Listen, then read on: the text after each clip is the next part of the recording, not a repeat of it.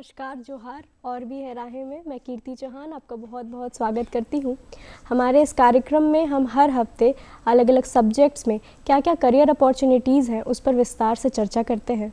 आज इसी कड़ी में हम बात करने वाले हैं वायरलेस कम्युनिकेशन और नेटवर्किंग में करियर की क्या संभावनाएं हैं। और चर्चा करने के लिए हमारे साथ स्टूडियो में मौजूद हैं डॉक्टर गजेंद्र कांत मिश्रा जी, जो कि ECE डिपार्टमेंट में असिस्टेंट प्रोफेसर के पद पर कार्यरत हैं BIT मिश्रा में। तो चलिए चलते हैं और उनसे इस विषय पर चर्चा करते हैं। नमस्कार सर, बहुत बहुत स्वागत है आपका हमारे कार्यक्रम में। DD झारखंड के सभी दर्शकों को मेरा बहुत बहुत नमस्कार और आपको भी नमस्कार मैडम। सबसे पहले तो वायरलेस कम्युनिकेशन और नेटवर्किंग में क्या क्या संभावनाएं हैं करियर की, इस पर तो हम बहुत विस्तार से चर्चा करेंगे, लेकिन उससे पहले इस सब्जेक्ट को समझ लेते हैं। तो ये सब्जेक्ट है क्या, इसमें क्या पढ़ते हैं?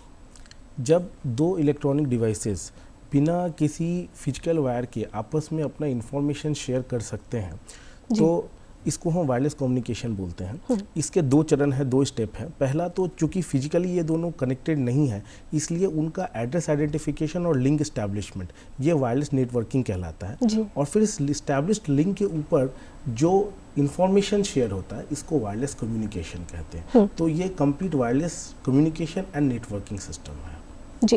मतलब कि दो जो डिवाइसेस हैं उनके बीच में अगर हम वायरलेस कम्युनिकेशन करा रहे हैं उस पर क्या क्या स्टडीज़ होते हैं उसके बारे में ये सब्जेक्ट है। बिल्कुल। सर, ये जानना चाहेंगे कि जैसे कि हर सब्जेक्ट में और ख़ास करके जब साइंस से रिलेटेड सब्जेक्ट्स होते हैं तो उनमें हमेशा नए नए करंट ट्रेंड्स आते रहते हैं, बदलते रहते हैं। तो इस सब्जेक्ट को लेकर के फ़िलहाल क्या ट्रेंड्स चल रहे, करंट ट्रेंड्स? बिल्कुल, देखिए वायरलेस कम्युनिकेशन सिस्टम की अगर हम बात करें तो इसमें जो नए ट्रेंड्स हैं उसको हम जनरेशन के हिसाब से डिवाइड करते हैं। और पूरी दुनिया के लिए ये जो 2G, 3G, 4G, G माने जनरेशन है, ये एक नोन चीज़ है जो सभी लोगों को पता है जी। हम अभी 5G सिस्टम की ओर जा रहे हैं और करेंटली हम 4G कम्युनिकेशन सिस्टम का इस्तेमाल कर रहे हैं। तो ये जानना बहुत ही अच्छा प्रश्न है, ये जानना बहुत ही ज़रूरी है, क्योंकि 4G कम्युनिकेशन सिस्टम में जब मोबाइल कम्युनिकेशन सिस्टम से हम बात कर रहे हैं तो हमने वो सारी चीज़ें अचीव कर ली हैं जो करीब करीब हमें चाहिए। हमारा जो मेन मोटो था 4G कम्युनिकेशन का वो 3C था, यानी कि कंटिन्यूअस कनेक्टिविटी एंड कवरेज। अभी आप यहाँ भारत में बैठ करके दुनिया के अलग अलग शहरों के लोगों के साथ एक साथ वीडियो कॉन्फ्रेंसिंग कर सकते हैं कंटिन्यूअसली घंटों और बहुत ही कम मूल्य पे। तो इसका मतलब है कि हमारे पास अभी बहुत ही अच्छी कनेक्टिविटी है, लेकिन फिर भी हम 5G, 6G और आगे जनरेशन के बारे में बात कर रहे हैं। तो इसका मकसद ये है कि 5G कम्युनिकेशन का जो हमारा मोटो है, जो हमारा ऑब्जेक्टिव है, वो है MMM, massive machine to machine communication. मतलब फ्यूचर जो है वो मशीन टू मशीन कम्युनिकेशन का है।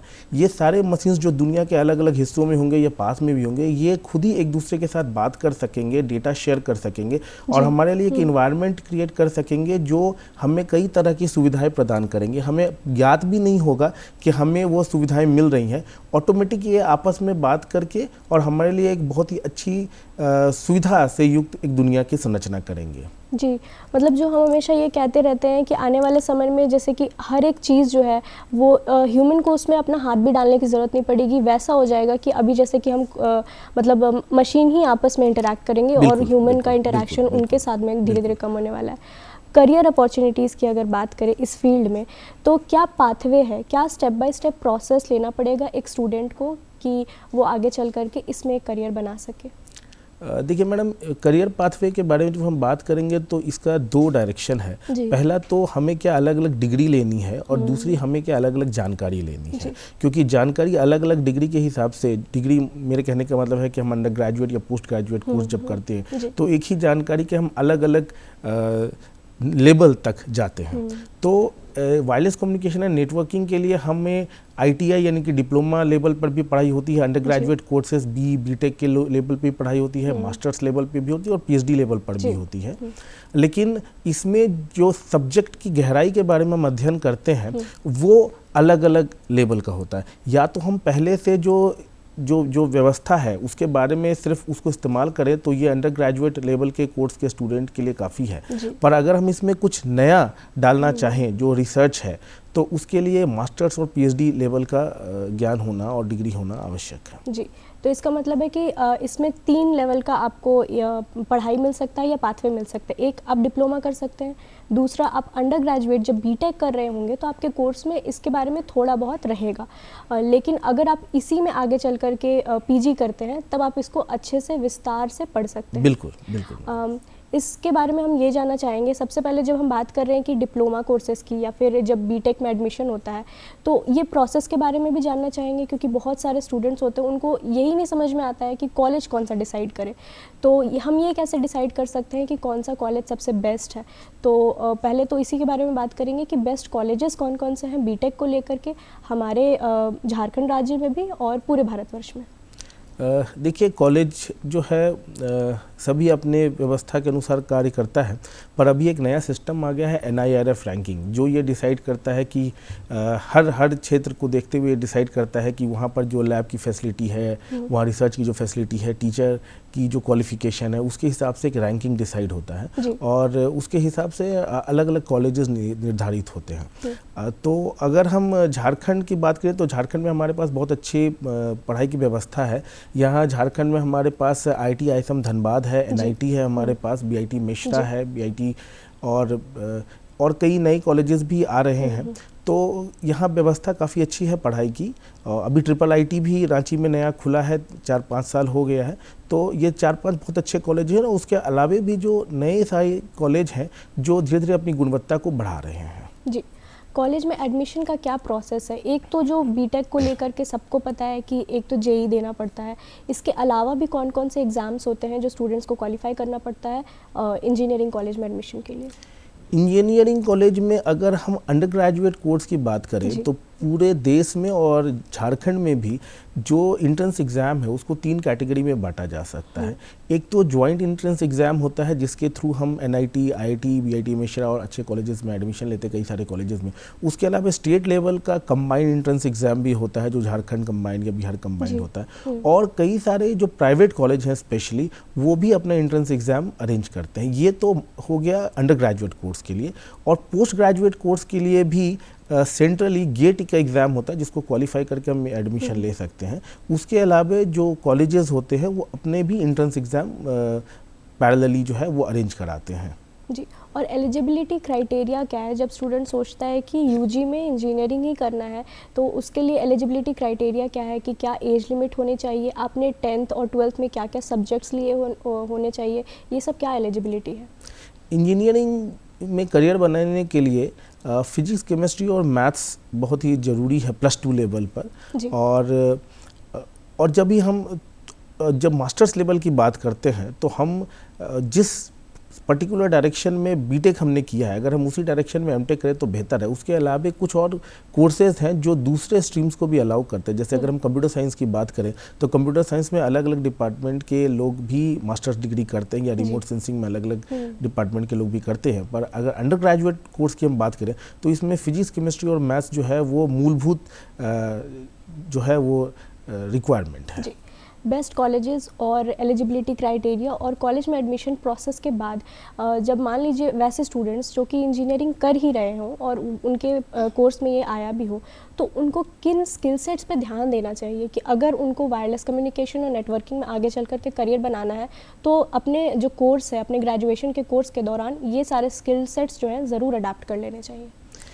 देखिए मैडम, इस प्रश्न का जवाब देने के लिए मैं थोड़ा और विस्तार में जाना चाहूँगा क्योंकि वायरलेस कम्युनिकेशन क्षेत्र को समझना बहुत ही आवश्यक है। इसका बहुत बड़ा क्षेत्र है।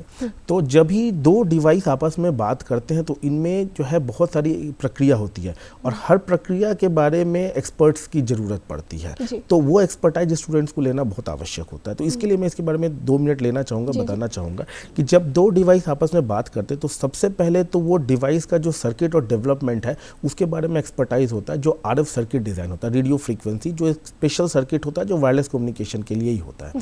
उसके अलावा जब ये दो डिवाइस आपस में बात कर रहे होते हैं तो वो डेटा का आदान प्रदान कर रहे होते हैं। तो इन जो डेटा है इनका अरेंजमेंट और इसका एनालिसिस करना बहुत ही आवश्यक होता है। तो उसके लिए हमारे पास बहुत सारे कोर्सेज हैं, जैसे artificial intelligence and machine learning, अभी नए कोर्सेज आए हैं। उसके अलावा बहुत सारे और टेक्निक हैं जो इस प्रोसेसिंग को बहुत फास्ट करते हैं, जैसे क्वांटम कंप्यूटिंग और भी इस तरह से बहुत सारे हैं। उसके अलावा ये जो डेटा है उसका सिक्योरिटी बहुत इंपॉर्टेंट होता है, तो साइबर सिक्योरिटी एक बहुत ही ज़रूरी पक्ष है जिसके बारे में जानकारी होना बहुत ही आवश्यक है। इन सभी चीज़ों को कंप्यूटर को बताने के लिए प्रोग्रामिंग लैंग्वेज का जानना भी बहुत ज़रूरी है। आजकल पाइथन और आर प्रोग्रामिंग लैंग्वेज, जावा, सी और C++ पहले से ही बहुत डिमांड में है, तो इन सारी चीज़ों की जानकारी होना स्टूडेंट को बहुत ही ज़रूरी है। इसके अलावा फ्यूचर में आने वाले जो कम्युनिकेशन के अलग अलग चीज़ें हैं उनके बारे में भी अपडेट होना बहुत ज़रूरी है।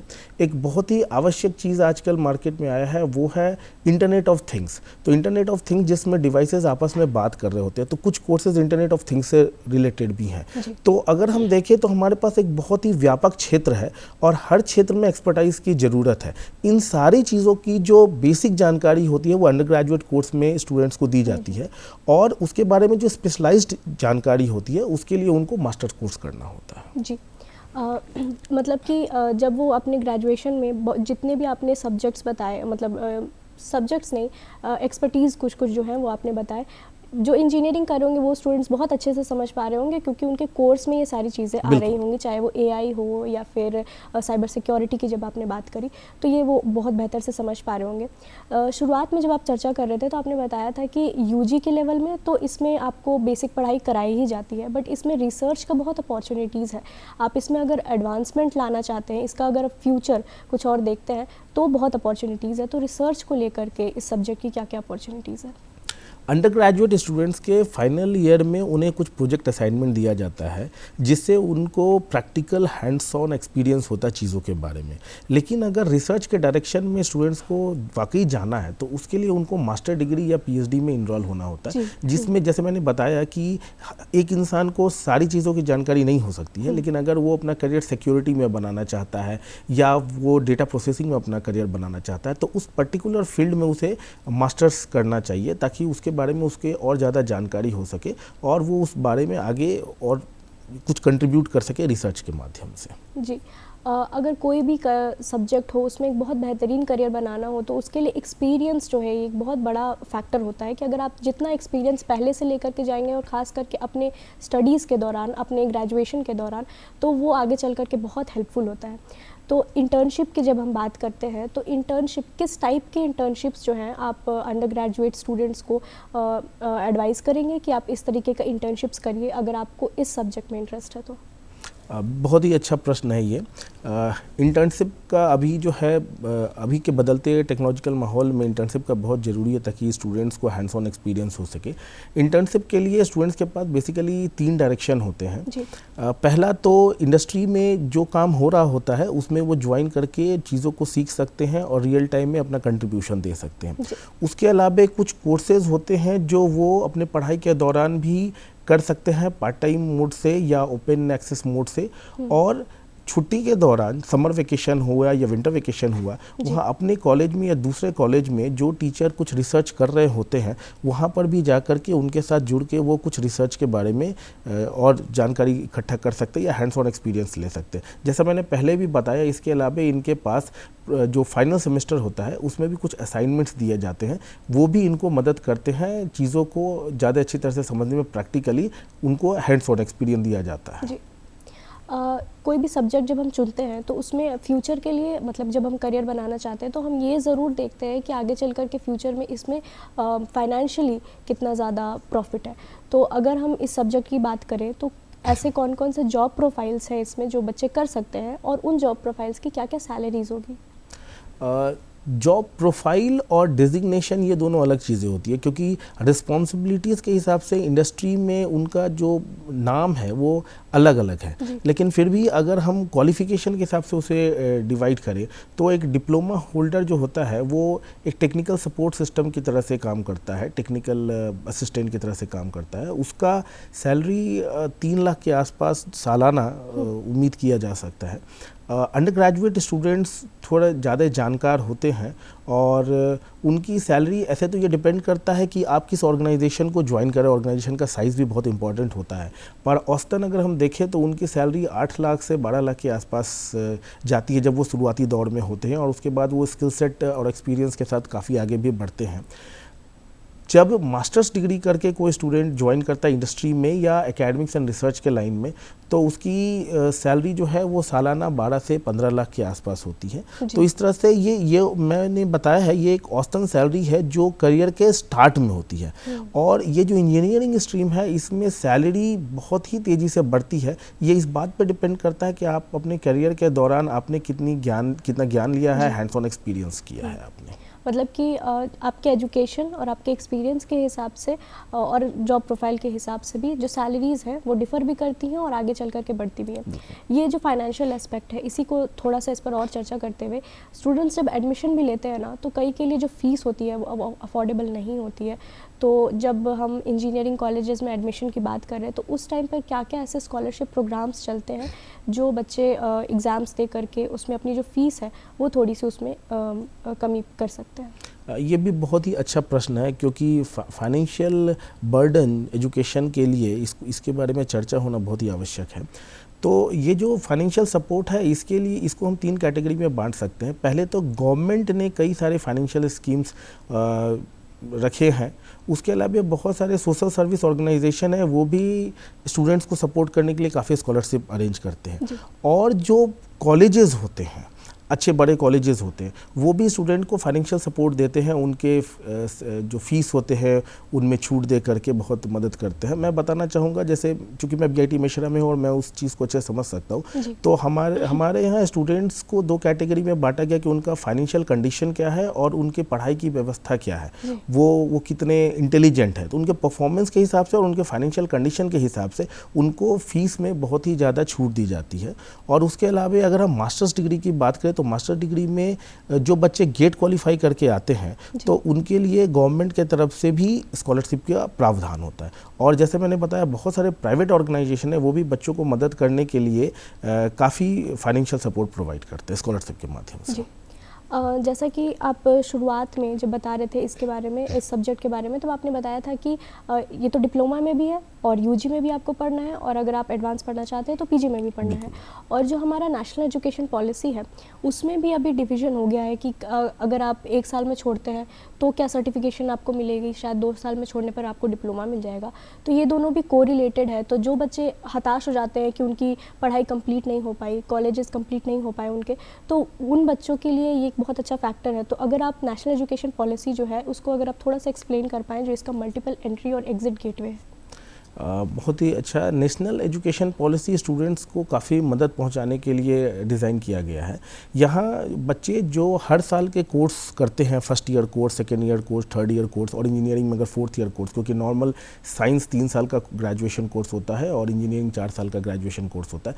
तो हर साल का कोर्स जब आप कंप्लीट करते हैं तो अकॉर्डिंगली आपको जो है एक डिग्री प्रोवाइड की जाती है। जैसे अगर आपने 1 साल का कोर्स किया तो अब तो डिप्लोमा कोर्स का मिलेगा, या 2 साल किया तो आपको डिग्री। इस तरह से उसका एक स्ट्रक्चर है। लेकिन इसमें बात यह है कि ये जो नेशनल एजुकेशन पॉलिसी है इसके हिसाब से हमने अपनी व्यवस्था को, जैसे अगर कोई बच्चा साइबर सिक्योरिटी में अपना करियर बनाना चाहता है तो साइबर सिक्योरिटी के रिलेटेड जितने भी कोर्सेज हैं, जैसे कोडिंग है या सिक्योरिटी की सारी चीज़ें हैं, वो उन्हें एक ही साथ नहीं पढ़ाया जाता है। उनको एक कुछ सेमेस्टर में कुछ पढ़ाया जाता है, फिर उसके एडवांस वर्जन हायर सेमेस्टर में आता है। तो बच्चा पहला साल का कोर्स किया तो भी उसके पास काफ़ी स्किल सेट होता है, दूसरे साल का कोर्स किया तो स्किल सेट और ज़्यादा बढ़ जाता है। और उसके अकॉर्डिंग बच्चा कितना भी पहला साल या दूसरा साल या तीसरा साल जिस भी लेवल तक उसने पढ़ाई किया है उस पर्टिकुलर फील्ड के बारे में उसे अच्छी जानकारी होती है, हैंड्स ऑन एक्सपीरियंस होता है, क्योंकि लैब भी होता है साथ में, और वो उसमें अपना करियर बना सकता है।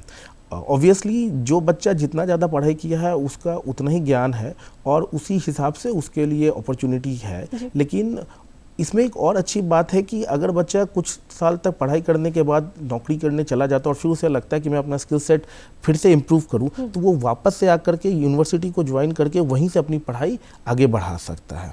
ये व्यवस्था पहले नहीं थी, ये अभी नेशनल एजुकेशन पॉलिसी के साथ है। तो इसके लिए हमेशा उनके पास एक अपॉर्चुनिटी खुला रहता है कि कब हमें पढ़ाई करना है, उस पढ़ाई का हम कैसे यूटिलाइज़ करना है, और कब हमें अपना स्किल सेट वापस से और इम्प्रूव करना है, तो वो वापस से किसी भी ऑर्गेनाइजेशन को उस लेवल पर आकर के ज्वाइन कर सकता है। ये एक बहुत अच्छी बात है कि स्टूडेंट्स को, जिनको हमेशा से मान लीजिए अगर कन्फ्यूजन भी रहता है कि कोर्स कर भी रहे हैं पर कहीं ना कहीं डाउट में है कि शायद इसमें करियर नहीं बनाना है, तो उनके लिए भी एक बहुत अच्छा अपॉर्चुनिटी है कि अगर आपको इसमें नहीं बनाना है तो आप कहीं और देख लीजिए। पर फिर भी अगर बाद में भी रियलाइज़ हो कि नहीं, डिग्री कंप्लीट कर लेनी चाहिए और इसमें अपॉर्चुनिटीज़ हैं, तो उनके लिए भी एक बहुत अच्छा ये बेनिफिट है इस नेशनल एजुकेशन पॉलिसी में।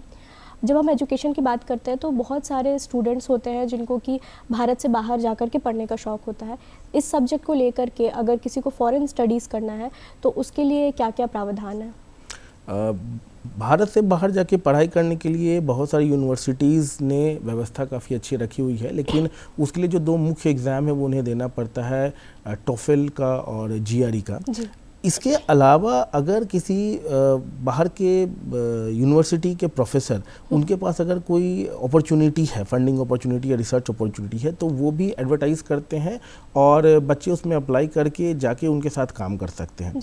तीसरा है स्टूडेंट एक्सचेंज प्रोग्राम, जिसमें 2 यूनिवर्सिटी, भारत का यूनिवर्सिटी किसी और दूसरे यूनिवर्सिटी के साथ टाई अप करके और अपने स्टूडेंट्स को कुछ वक्त के लिए दूसरे यूनिवर्सिटी में भेजते हैं ताकि उनको वहाँ की व्यवस्था के बारे में भी जानकारी हो, और बाहर के बच्चे भी भारत में आते हैं और यहाँ के कल्चर को और यहाँ के एजुकेशन सिस्टम को समझते हैं और पढ़ाई करते हैं। जी, फ़ॉरेन में पढ़ाई के साथ साथ अगर मान लीजिए जॉब भी करना है, क्योंकि बहुत सारे बच्चों का रहता है कि यहाँ से डिग्री तो ले ली है लेकिन जॉब करना है या फिर सेटल होना है तो बाहर जा कर के होना है, तो उसके लिए एक चीज़ तो ये समझ में आता है कि जब कॉलेजेस में प्लेसमेंट होंगी और बाहर की कंपनीज आएंगी तो वो आपको हायर करेंगी, तो एक तरीका तो ये समझ में आता है। इसके अलावा क्या अलग प्रोसीजर्स है जिसके थ्रू बच्चे बाहर में जॉब कर सकते हैं इस सब्जेक्ट को लेकर के?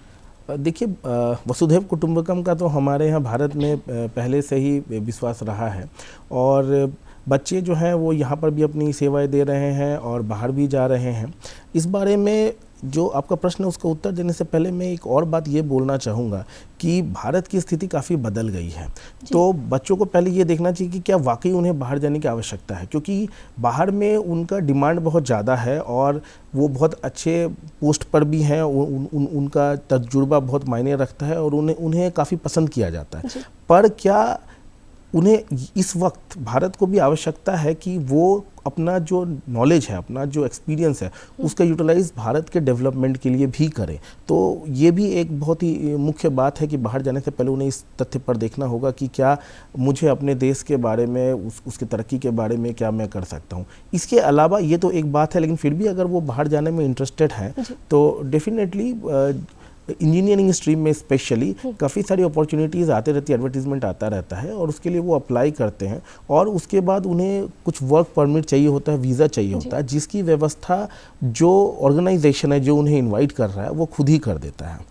बिना वर्क परमिट का स्टूडेंट बाहर की यूनिवर्सिटी में, बाहर के जगहों पे जा कर के और नौकरी ढूंढना वो थोड़ा मुश्किल काम होता है। इसलिए ज़रूरी ये है कि वो यहीं पर रह कर के अप्लाई करे और उसके बाद जब उसे सिलेक्शन हो जाए और वर्क परमिट मिल जाए तो फिर वो बाहर जाए। जी, अब जब स्टूडेंट्स के माइंडसेट की बात कर रहे थे तब एक सवाल मेरे ध्यान में आया कि जब आप बोल रहे हैं कि स्टूडेंट का माइंडसेट अब बदल रहा है, वो फॉरेन नहीं जाना चाहते, वो भारत में भी रह कर के काम कर सकते हैं और ऐसा थिंकिंग डेवलप भी हो रहा है। एक जो इंजीनियर्स की एक थिंकिंग रहती है कि ये हमने देखा है कि बाकी कोई भी और वोकेशनल कोर्स होता है तो वो करने के बाद बच्चे उसी कोर्स के थ्रू जॉब भी करते हैं, लेकिन इंजीनियर्स में ज़्यादातर देखा गया है कि बहुत सारे या तो एमबीए करने चले जाएंगे या इंजीनियरिंग फील्ड को छोड़ करके वापस आ जाएंगे, कंपटीशन की तैयारी करने लगेंगे, यूपीएससी करने लग जाएंगे, लेकिन इस फील्ड को छोड़ देते हैं। तो ऐसा क्या है कि जो इंजीनियर्स हैं वो अपने फील्ड को छोड़ करके और अदर जगह पर जाते रहते हैं? ये थोड़ा कहीं ना कहीं डिसीजन लेने के बारे में है कि जब इंसान ढंग से ये नहीं डिसाइड कर पाता है कि मुझे एक्चुअली किस डायरेक्शन में करियर बनाना है, तो उसे इस तरह की संभावनाएं और इस तरह की परिस्थितियां आती हैं उसके सामने। लेकिन फिर भी अगर हम बाकी क्षेत्र को देखें तो इंजीनियरिंग के क्षेत्र में करियर बनाने की संभावना ज़्यादा है और इसीलिए स्टूडेंट अपने अर्ली स्टेज में, एजुकेशन के जो अर्ली स्टेज होते हैं उसमें इंजीनियरिंग को प्राथमिकता देते हैं, उसमें एडमिशन लेते हैं। और फिर क्या है कि व्यवस्था के अनुसार, अब जब पढ़ाई तो किया है उन्होंने, लेकिन व्यवस्था के अनुसार हम इसको अपना बंधन नहीं बना सकते और उन्हें अगर दूसरे डायरेक्शन में भी अपॉर्चुनिटी दिखती है तो वो उसमें जा सकते, वो जाते भी हैं। जी, जब हम अपॉर्चुनिटीज़ की बात करें तो एक जो टीचिंग लाइन की अपॉर्चुनिटी है इसको हम नहीं छोड़ सकते, क्योंकि ये हर सब्जेक्ट में ही रहता है। तो अगर टीचिंग लाइन में जाना है इस सब्जेक्ट को लेकर के, तो उसके लिए क्या प्रोसेस है? बिल्कुल इंडस्ट्री की तरह ही टीचिंग में भी है, क्योंकि जो शिक्षण संस्थान है वो भी कई स्तर के हैं। तो डिप्लोमा लेवल के जो शिक्षण संस्थान है उसमें स्टूडेंट अंडर ग्रेजुएट कोर्स करके उन्हें अपॉर्चुनिटी मिल सकती है।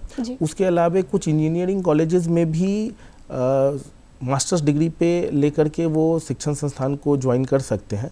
पर अगर हम ये व्यवस्था देखें कि AICTE ने जो टेक्निकल ऑर्गेनाइजेशन के लिए क्या व्यवस्था बनाई है, तो उसके लिए शिक्षण संस्थान में असिस्टेंट प्रोफेसर पे ज्वाइन करने के लिए कैंडिडेट के पास PhD का डिग्री होना ज़रूरी है, जो इसको जस्टिफाई करता है मैडम।